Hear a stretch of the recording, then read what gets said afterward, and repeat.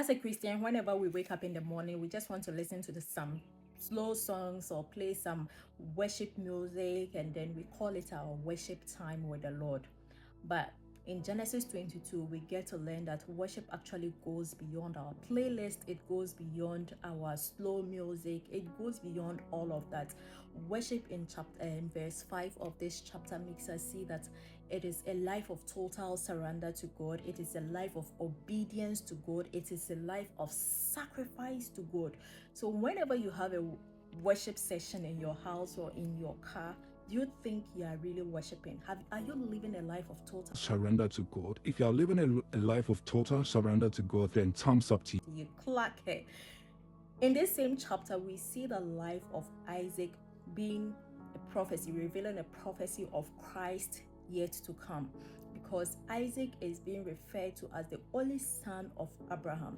But we know that there was a son called Isaac, but the Lord decided to call him the only son. Why? Because he was the son that was promised them.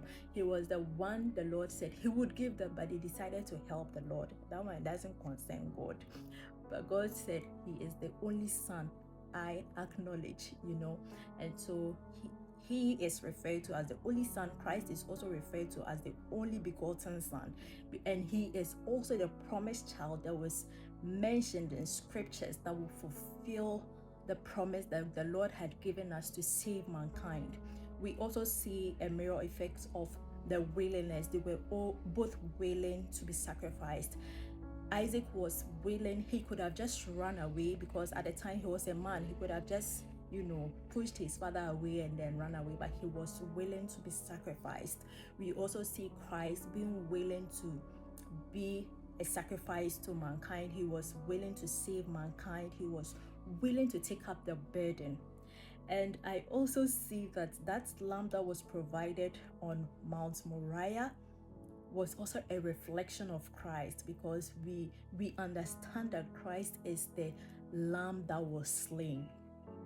In this same chapter, we learn that Isaac carried his wood, the wood that was supposed to be used on the altar and all of that. He carried it to the mountain for his own sacrifice.